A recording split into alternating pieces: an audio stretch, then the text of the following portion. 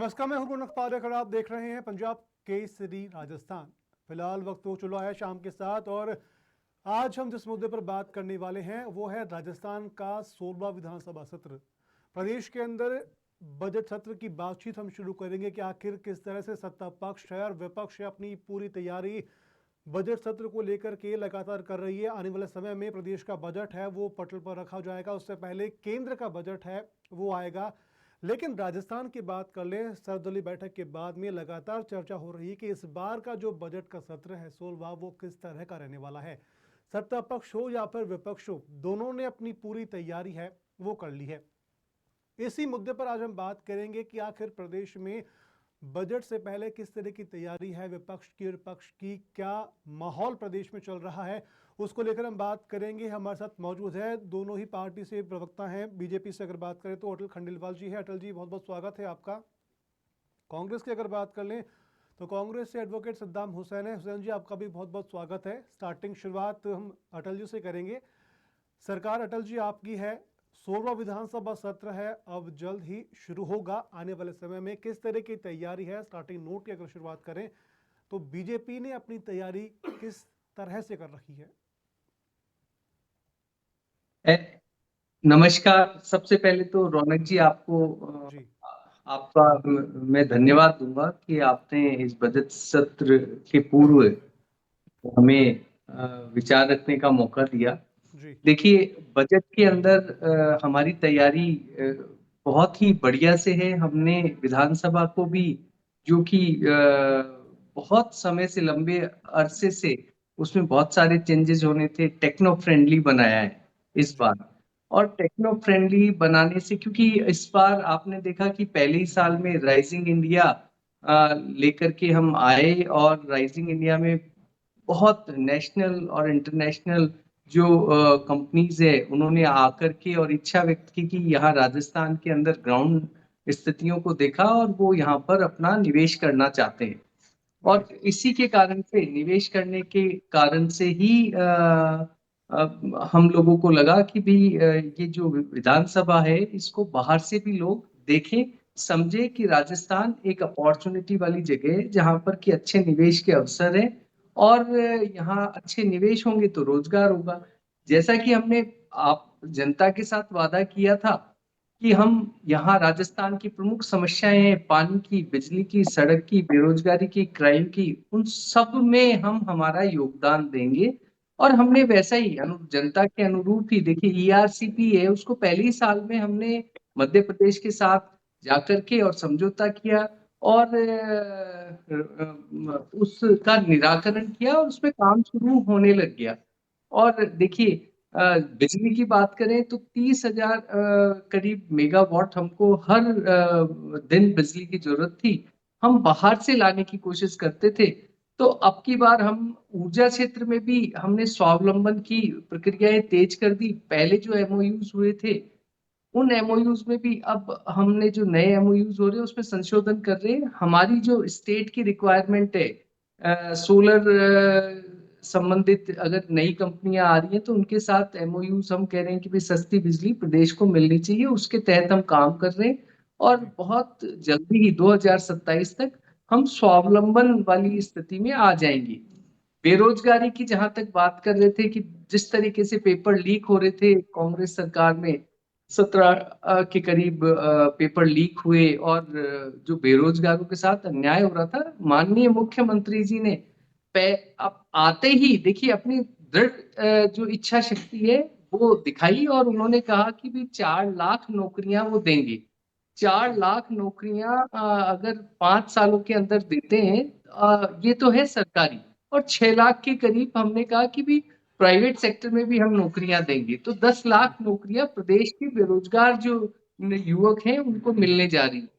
उसके लिए भी हमने बकायदा कैलेंडर जारी कर दिया 2 साल का, जिससे कि एक बच्चा है वो सुनिश्चित कर सके कि मुझे कौन सा एग्जाम, उसकी कितनी तैयारी करनी है, कितना समय है और किस तरीके से देना है, वो भी हमने काम किया।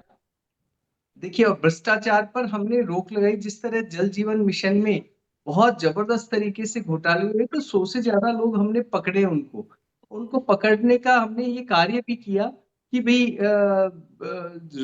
प्रदेश के अंदर जो क्राइम रेट बढ़ गई थी, महिला उत्पीड़न बढ़ गया था, उसके अंदर भी अगर आप देखें तो आज की तारीख में 7.2% की कमी हुई, जो कि डेटा पुलिस मुख्यालय से ही आया है। तो हम जिस तरीके से सड़कें हैं, जिला जैसे कि प्रशासनिक जो अव्यवस्था के रूप में आप देखो, या अर्थ के अव्यवस्था के रूप में जिले बना दिए गए थे। जी हमने वो जिला और संभाग को भी, उसके लिए हमने बकायदा एक समीक्षा की, एक कमेटी बनाई, और उसके बाद में जो रिक्वायर्ड था राजस्थान को, वो जिले और रखे, और बाकियों को हमने निरस्त किया। उन जिलों के सशक्तिकरण के लिए प्रशासनिक और अर्थव्यवस्था के साथ, इंफ्रास्ट्रक्चर के साथ हम उनको आगे बढ़ाने जा रहे हैं। ये जी हमारा अटल जी, इसके अलावा मुख्य। जी बिल्कुल बिल्कुल, आपकी बात आपने कही है, इस पर जवाब हम पहले स्टार्टिंग नोट है कांग्रेस में सद्दाम हुसैन जी, उनसे ले लेते हैं, फिर हम थोड़ा सा इससे आगे बढ़ते हैं। सद्दाम जी, आपका क्या कहेंगे स्टार्टिंग नोट में, किस तरह की तैयारी विपक्ष की ओर से हो रही है? जी रौनक जी, मैं आपको बताना चाहूंगा, प्रदेश में विधानसभा चुनाव से पूर्व भारतीय जनता पार्टी ने अपने चुनाव घोषणा पत्र में प्रदेश की जनता से जो वादे किए थे, आज प्रदेश में 1 साल बीत जाने के उपरांत भी सरकार उन वादों को पूरा नहीं कर पाई है। प्रदेश के अंदर गत कांग्रेस सरकार ने जनता के लिए जो कल्याणकारी योजनाएं, स्कीमें संचालित की, उन योजनाओं की समीक्षा करके, उन योजनाओं को बंद करके उनके बजट में कटौती करने का काम भारतीय जनता पार्टी कर रही है। मैं आपको बताना चाहूंगा, गत कांग्रेस सरकार ने राजस्थान प्रदेश के जो विद्यार्थी हैं उनको अंग्रेजी शिक्षा उपलब्ध करवाने के उद्देश्य से महात्मा गांधी अंग्रेजी माध्यम विद्यालय खोले थे, और प्रदेश की कांग्रेस सरकार ने बालिकाओं के लिए विद्यालय खोले थे, बालिकाओं के लिए यूनिफॉर्म की व्यवस्था की थी, बालिकाओं के लिए और भी बहुत सारी छात्रवृत्तियां वगैरह स्कीमें संचालित की थी। लेकिन प्रदेश में भाजपा की सरकार बनने के प्रांत में बालिका शिक्षा को बंद किया जा रहा है। प्रदेश में भाजपा सरकार बनने के प्रांत में अंग्रेजी माध्यम विद्यालय को बंद किया जा रहा है, ताकि प्रदेश के जो पीड़ित, शोषित, गरीब तबके के जो विद्यार्थी हैं वो अंग्रेजी शिक्षा से वंचित हो सके। साथ में मैं आपको बताना चाहूंगा, प्रदेश के अंदर 400 के करीब जो विद्यालय हैं उनको बंद कर दिया गया था पिछली सद्दाम जी बार भी, एक मिनट, जब सद्दाम जी ये तो जो बातचीत है वो जो बीजेपी ने काम किए हैं वो हो गए। हम बात कर रहे हैं कि विधानसभा का जो सत्र है उसको लेकर के तैयारी है, किस तरह से कांग्रेस पार्टी कर रही है, कितने सवाल आप लोगों की ओर से होंगे, किस तरह की तैयारी है, उस पर हम चर्चा करेंगे। फिर आगे जो आपके सवाल जवाब है, जो आरोप प्रत्यारोप है, उस पर हम आगे थोड़ी चर्चा करेंगे। लेकिन शुरुआत में फटाफट से आपके स्टार्टिंग नोट है, मैं चाहता हूं कि विधानसभा का जो आगे सत्र चलेगा बजट को लेकर के, किस तरह से सत्ता पक्ष को सवाल जवाब करने की तैयारी आप लोगों ने कर रखी है, मुझे उस पर एक बार आप जवाब दे दीजिए आपका। जी रौनक जी, मैं आपको बताना चाहूंगा, कांग्रेस पार्टी, हमारे प्रदेश अध्यक्ष माननीय गोविंद सिंह जी डोटासरा साहब और हमारे नेता प्रतिपक्ष टीकाराम जी जूली साहब के जी नेतृत्व में प्रदेश के अंदर जो कांग्रेस के विधायक हैं, प्रदेश की आम जनता से जुड़ी हुई समस्याओं को विधानसभा में उठाएंगे, लोकतांत्रिक तरीके से उठाएंगे, और सरकार का इन समस्याओं की ओर ध्यान आकर्षित करेंगे, और सरकार को हम विवश करेंगे कि सरकार जिस तरीके से जनहित के फैसले के खिलाफ काम कर रही है, सरकार अपनी जो रणनीति है उसको बदले और जनता को राहत प्रदान करने का काम करे। कांग्रेस की जन कल्याणकारी योजनाओं और स्कीमों को समीक्षा करके उनके बजट में कटौती करके जिस तरीके से दुर्भावना प्रेरित काम कर रही है उस काम को बंद करे, जनहित के लिए काम करे। ईआरशिप की जैसे बता रहे थे अटल जी, हमने ईआरशिप का जो एग्रीमेंट किया, आपने कितना प्रतिशत पानी वो राजस्थान प्रदेश को मिलेगा, कितना मध्य प्रदेश को मिलेगा, उसका एमओयू है, वो आप सार्वजनिक क्यों नहीं करते हैं? आपने राजस्थान के हिस्से का पानी मध्य प्रदेश के अंदर गिरवी रखा है, उसको आप सार्वजनिक क्यों नहीं करते? साथ में आप बता रहे थे कि प्रदेश के अंदर जो पेपर लीक की घटनाएं, मैं आपको बताना चाहूंगा, भाजपा की सरकार थी, चाहे केंद्र के अंदर भाजपा की सरकार हो या राजस्थान प्रदेश के अंदर भाजपा की सरकार हो, निरंतर पेपर लीक की घटनाएं होती रही हैं और आरोपी हैं वो पकड़े जाते रहे। मैं आपको बताना चाहूंगा कि आप बता रहे थे कि बेरोजगारी के लिए प्रदेश में जब भाजपा की सरकार बनी तो सबसे पहले 50,000 जो महात्मा गांधी प्रेरक की भर्ती निकाली गई थी उसको निरस्त किया गया, 5,000 राजीव गांधी युवा मित्रों को की निरस्त किया गया। सितंबर 2024 से लेकर अब तक जो बेरोजगारी भत्ता मिलता था वो भाजपा की सरकार के अंदर बंद पड़ा है। कांग्रेस सरकार ने जो संविधान के अंदर खोलने की घोषणा की थी और जिसके लिए बजट आवंटित किया था, आज भाजपा की सरकार ने उसको निरस्त कर दिया है। तो जिस तरीके से कांग्रेस सरकार ने जन कल्याणकारी फैसले किए थे, सरकार ने उनको निरस्त किया है, उनकी चलिए समीक्षा की ठीक है, है, उसको लेकर कांग्रेस आपका पार्टी कहना है कि विधानसभा बीजेपी में की ओर और से, लोकतांत्रिक जी जी, आपका ये कहना है कि बीजेपी की ओर से तमाम जो योजना कांग्रेस की ओर से शुरू की गई थी, उसको बीजेपी ने बंद कर दिया। अटल जी, इस पर हम आगे बातचीत में आपका जवाब लूंगा, लेकिन मैं ये जानना चाहता हूँ कि इस बार, क्योंकि पिछली बार का विधानसभा का सत्र है, सभी ने देखा था, आम पब्लिक ने भी देखा था, लेकिन इस बार का जो विधानसभा का सत्र है, किस तरह की तैयारी बीजेपी की ओर से हो रखी है? क्योंकि जिस तरह से हमने देखा कि जो कलर्ड है अंदर, पहले ग्रीन सिटिंग कलर हुआ करता था, उसको भी अब चेंज कर दिया गया है। उसके अलावा बात कर ले सवाल जवाब को लेकर के, क्या प्रक्रिया, क्या प्रोसेस इस बार बीजेपी अपना रही है? क्योंकि हर बार सवाल जवाब होते हैं तो जवाब कम निकलते हैं, जवाब मिलते भी हैं, लेकिन बहसबाजी को ज़्यादा ही विधानसभा के अंदर देखने को मिलती है, क्योंकि जैसे कि पब्लिक के जो सवाल होते हैं वो पब्लिक समझ नहीं पाती कि आखिर विधानसभा में हो क्या रहा है, लड़ाई ज़्यादा हो रही है या फिर बातचीत ज़्यादा हो रही है।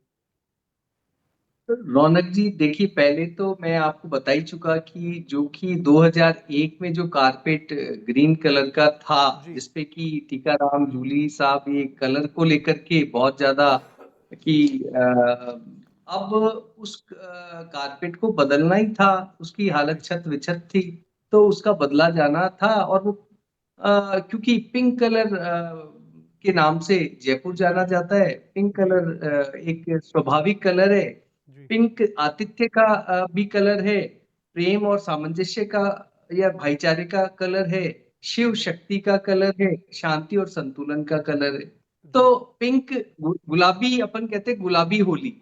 तो देखिए, हरा रंग भी अपनी एक वो रखता है। जी हरे रंग में परिवर्तन, प्रकृति के परिवर्तन है बहुत सारे, लेकिन ये रंगों की राजनीति तो यूं ही चलती रहेगी। अब जी क्योंकि पिंक कलर के नाम से विधानसभा है, पिंक कलर के नाम से एमएलए क्वार्टर्स भी है, और पिंक कलर अच्छा भी लग रहा है। तो ये तो हुआ कि जी हमारी विधानसभा पूरी टेक्नो फ्री करना चाहते हैं हम, कि जिस तरह लोकसभा में पेपरलेस है, वैसे ही हम चाह रहे हैं कि विधानसभा भी पेपरलेस हो। हमने टैबलेट भी दिए हैं वहां पर, और भी बहुत सारे टेक्निकल इक्विपमेंट्स वहां लगाए गए हैं। तो जी पहला तो ये है। दूसरा, मंत्रिपरिषद की बैठक विधानसभा सत्र से पहले हुई। माननीय मुख्यमंत्री जी ने सभी मंत्रियों को हिदायत दी है कि जी देखिए, जो भी विधायक समस्याएं लेकर आए, उनकी समस्याओं को विषय के हिसाब से समझने का प्रयास करें, उनकी समस्याओं को समझे, जी समाधान दें। व्यक्तिगत कुछ प्रश्न ऐसे हो सकते हैं, उनका जो प्रारूप है वो व्यक्तिगत हो, तो आप उनसे बच भी सकते हैं ऐसा। और बेसिकली हमारा ये है कि जनता की सरकार जनता के लिए हो। जी उसमें तर्कपूर्ण जो भी विषय हैं उनको हम जरूर से सुनेंगे। हम उम्मीद करते हैं, कोशिश भी करते हैं कि जो वेल में आ जाना और झगड़े की जी स्थितियां बनती है, जैसा कि विपक्ष बहुत सारे व्यक्तिगत आक्षेप भी लगा देते हैं, जी तो वो ना लगाएं। और अभी भी देखिए आप इनके स्टेटमेंट्स को कि ये कभी किरोड़ी लाल जी पर अटके हुए हैं, कभी वसुंधरा जी पर अटके रहते हैं। मैं ये कहना चाहूंगा कि देखिए, जनता की समस्याओं को लाइए और जनता की समस्याओं को यहाँ पर बताइए। जनता लेकिन के अटल जी, लिए जिस विधानसभा है, जी जनता के लिए हम हैं सब, भले वो भाजपा के हो, भले कांग्रेस के हो। आपने हम बात, सब अटल जी मिलकर के आपने जनता बात की की समस्या का किरोड़ीलाल मीणा समाधान की, करें। लेकिन जिस तरह से अभी सत्र शुरू होगा उससे पहले ही किरोड़ीलाल मीणा है विधानसभा अध्यक्ष के पास जा रहे हैं, स्पीकर के पास जा रहे हैं, ये कह रहे हैं वासुदेव देवनानी से कि छुट्टी है मुझे, वो चाहिए। हेल्थ इश्यूज हैं, क्या है वो तो फिलहाल कई अलग अलग बातें हैं, लेकिन सत्र शुरू होने से तो पहले, क्योंकि वो रौनक जी कृषि मंत्री के देखिए, तौर पर हैं, रौनक जी इस्तीफा वो, रौनक जी जी आदरणीय किरोड़ी लाल जी हमारे वरिष्ठ नेता हैं, जी पहली बात। जी दूसरी बात, यदि उन्होंने कोई कारण बताया है कि जी भाई मैं इस वजह से, जैसे वो कह रहे हैं मेरा स्वास्थ्य ठीक नहीं है, तो जी हम हमें मानना ही चाहिए कि ऐसा ही है। हम क्यों उनके प्रति बहुत सारी बातें अपने अपने केवल एक अनुमान से कहने लगे। हम कह रहे हैं कि सर, सत्र लेकिन की सवाल शुरुआत जो ऑटोमेटिक बन करें। जाता है, क्योंकि आपका सत्र है वो चलने वाला है, सत्र से पहले, क्योंकि सत्र में सवाल जवाब का दौर है वो शुरू होगा, उससे पहले अगर कोई प्रदेश में मंत्री है वो अपनी छुट्टी के लिए, कारण कुछ भी हो सकते हैं, लेकिन सत्र से पहले इस तरह का जब कोई एक्शन होता है तो डेफिनेटली विपक्ष को भी मुद्दा मिल जाता है कि भाई सत्ता पक्ष रौनक में, जी और देखिए, ऊपर से रौनक किरोड़ीलाल जी, मीणा है। विपक्ष अगर मंशा से, अगर मन से इस तरीके से है कि हमें तो केवल और केवल मुद्दे तो है नहीं, और जी मुद्दों को बनाना है, और कैसे भी अ, हमें नहीं होने देना है, वेल में आना है, हंगामा करना है, तो फिर कोई बात ही नहीं। अभी केवल अंदेशे भर के उसके ऊपर हम कयास लगाते रहें कि इसके नहीं आने से ये होगा, उसके नहीं आने का कारण ये होगा, तो ये तो कोई बात हुई नहीं। मैं ये कहता हूँ स्वस्थ मन से आए और अपनी बात रखें, बहुत बढ़िया ढंग से रखें। हम भारतीय जनता पार्टी की तरफ से मैं आश्वस्त करता हूँ कि हम समस्याओं के समाधान के लिए हम और आप मिलकर के समस्याओं को जनता के हित में रखेंगे। समस्या होगी तो उससे सुलझाने का भी प्रयास करेंगे। ऐसा ही माननीय मुख्यमंत्री जी ने अपने सभी मंत्रियों को भी ये कहा है कि विषयों ठीक के है, साथ सुना बिल्कुल जाए और बिल्कुल। उसको एक किया जाए। सद्दाम जी से इस पे सद्दाम जी से ले लेते हैं विपक्ष की ओर से। सद्दाम जी क्या कहेंगे? सद्दाम जी, मुख्यमंत्री ने तो स्पष्ट तौर पर कह दिया है अपने विधायकों से कि जो भी सवाल आएंगे उनका जवाब देना है। विपक्ष किस तरह से घेरने की रणनीति है उस पर काम कर रहा है। किरोड़ीलाल मीणा है, वो भी फिलहाल अभी छुट्टी के लिए आवेदन कर चुके हैं। क्या कांग्रेस की रणनीति रहेगी, किस तरह से बातचीत होगी? देखिए रौनक जी, मैं आपको बताना चाहूंगा कि किरोड़ीलाल जी मीणा समय समय पर प्रदेश की भाजपा सरकार को के खिलाफ प्रश्न उठाते रहे हैं। और मैं आपको बताना चाहूंगा, अभी हमारे जो अटल जी खंडेलवाल साहब बता रहे थे, भाजपा के प्रवक्ता, कि हमने एक कमेटी का गठन किया और उस कमेटी की सिफारिश के उपरांत हमने जिलों को निरस्त किया जी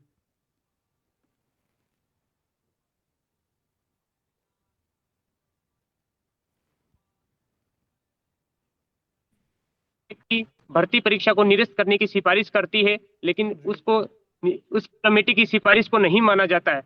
जिस जी तरीके से भारतीय जनता पार्टी अपना दोहरा रवैया अपना रही है, उसको लेकर कांग्रेस पार्टी उन विधानसभा में भारतीय जनता पार्टी को घेरेगी और प्रदेश की जो जनहित के जो मुद्दे हैं, जन कल्याण, जन विकास, जन उत्थान से संबंधित जो मुद्दे हैं, उनको प्रमुखता से उठाएगी और भारतीय जनता पार्टी को इसका जवाब देना पड़ेगा। अगर भारतीय जनता पार्टी की जो अधिकृत जो मंत्री हैं वो इससे जवाब से बचने का प्रयास करेंगे और विधानसभा को हंगामा की भेंट चढ़ाएंगे, तो निश्चित तौर पर कांग्रेस पार्टी है वो जनता जनहित के मुद्दों को लेकर विधानसभा में और जनहित को मुद्दों को लेकर खड़ी रहेगी। लेकिन सद्दाम जी, जिस तरह से अभी अटल जी हैं, उनका कहना है कि सीएम ने साफ तौर पर हिदायत दी है विधायकों को, जो तमाम मंत्री हैं उनको भी बोला है कि जो भी सवाल आएंगे उन सवालों का सही तरीके से जवाब आपको देना है। तो क्या आपको लगता है कि जिस तरह से कल नेता प्रतिपक्ष टीकाराम जूली है, उन्होंने भी ये बात कही थी कि जो स्पीकर है उनका झुकाव होना चाहिए विपक्ष की ओर, तो आपको क्या लगता है खंडेलवाल जी, अटल जी की किस तरह से अगर ये बयान देना कि स्पीकर के लिए कि आपका झुकाव विपक्ष की ओर होना चाहिए? ठीक है, तो देखिए टीकाराम जूली जी हैं, वो आपको भी पता है कि आजकल वो कभी रंगों में अटक जाते हैं, कभी किरोड़ी लाल जी में अटक जाते हैं। अब रंगों में, किरोड़ी लाल जी में, इनमें क्या ढूंढ रहे हैं वो? मतलब क्या जनता की कौन सी समस्या हल करने की बात कर रहे हैं? अब वो स्पीकर साहब पर आ गए। तो देखिए, इस जो स्पीकर होते हैं वो दोनों ही पक्षों के लिए रहते हैं और उनका काम होता है सदन चलाना, अच्छे से चलाना। और वासुदेव नानी जी बहुत वरिष्ठ सदस्य है, सभी जी को जानते हैं। कांग्रेस के सदस्यों का आचार व्यवहार भी वो समझते हैं, भाजपा के सदस्यों का आचार व्यवहार भी समझते हैं। और देखिए, हमारे सीनियर लीडर हैं, तो वो जो बात कहेंगे उसको सभी लोग मानेंगे। हमारी तरफ से तो मैं आश्वस्त करता ही हूँ। और जी रही बिल्कुल। बात कांग्रेस की, तो वो अगर, मैं तो आपको बार बार कह रहा हूँ कि जनता के मुद्दे, ये नहीं कि एक स्टेटमेंट गहलोत साहब कुछ बोले, टीकाराम जी कुछ बोले, डोटासरा जी कुछ बोले और उसी स्टेटमेंट को पायलट साहब किसी और तरीके से बोल दें। तो बेसिकली हम जनता के लिए कार्य कर रहे हैं, उत्तरदायी है विधायकों का जनता के लिए है। तो इतनी बात मानिए कि वो केवल अपने स्टेटमेंट को छपवाने की जगह जनता के लिए कार्य करेंगे तो बहुत अच्छा होगा। हम मिलकर के जनता की समस्या सुलझाने के लिए सत्र विधानसभा में बैठे हैं। ये बात सभी जी को माननी पड़ेगी, समझनी पड़ेगी। और देखिए, पिछली बार भी 10,649 सवाल आए थे, उसमें जी 1240 ही निरुत्तरित रहे। और 1240 को भी इस बार सत्र शुरू होने के साथ ही भारतीय जनता पार्टी उत्तर देगी, ये रख दिया गया है। माननीय तो क्या मुख्यमंत्री मुकेश जी ने भाकर बोल का दिया कि निलंबन भी जो जो है सवाल वो बचे हैं फिलहाल तो उसके फरवरी उत्तर में, दे दिए जाए।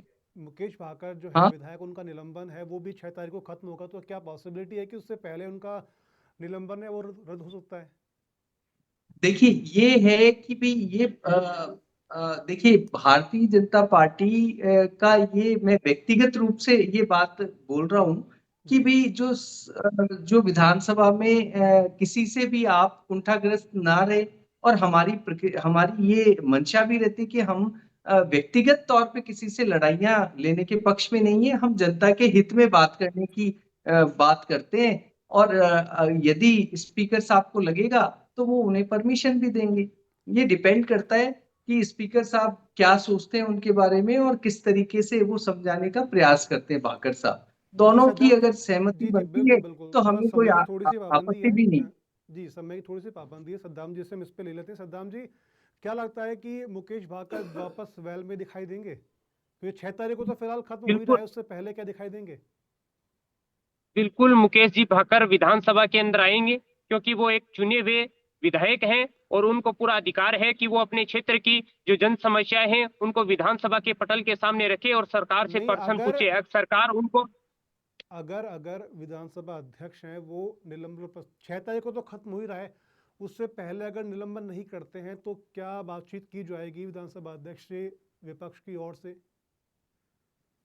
जी बिल्कुल ये निर्णय है कांग्रेस के प्रदेशाध्यक्ष माननीय गोविंद सिंह जी डोटासरा साहब और नेता प्रतिपक्ष टीकाराम जी जूली साहब के नेतृत्व में कांग्रेस विधायक दल जो निर्णय करेगा, उस निर्णय के आधार पर आगामी रणनीति है वो तैयार की जाएगी। रौनक जी, मैं आपको बताना चाहूंगा, प्रदेश के अंदर जो भाजपा सरकार है उनमें अनुभव का अभाव है। पिछली बार जब विधानसभा के अंदर बजट पेश किया गया था, बजट के अंदर चर्चा परिचर्चा होती है पक्ष और विपक्ष के अंदर, फिर बजट पारित होता है, उसके उपरांत उसको लागू किया जाता है। लेकिन जब विधानसभा में बजट पेश किया गया तो राजस्थान सरकार के जितने भी मंत्री थे उनको अपने अपने प्रभार क्षेत्रों में भेज दिया गया। सभी मंत्री जिला कलेक्ट्रेट और जितने भी जिला स्तरीय अधिकारी हैं उनकी बैठक लेते हैं, उनको ये कहते हैं कि आप बजट को लागू करो। जिला कलेक्टर कहते हैं कि पहले आप बजट को विधानसभा में पारित कराओ, उसके उपरांत इसको लागू किया जाएगा। तो सरकार के पास निश्चित तौर पे अनुभव का अभाव है। ये भजनलाल जी है, माननीय भजनलाल जी ये पर्ची के द्वारा बने हुए मुख्यमंत्री है, तो निश्चित चलिए, तौर इस पर पर हम इनको बिल्कुल, बिल्कुल, ये जो बातचीत है इस पर हम आगे बातचीत करेंगे, क्योंकि फिलहाल क्योंकि काफ़ी अगर स्प्रेड करेंगे टॉपिक तो बहुत सारे हैं बातचीत करने के लिए।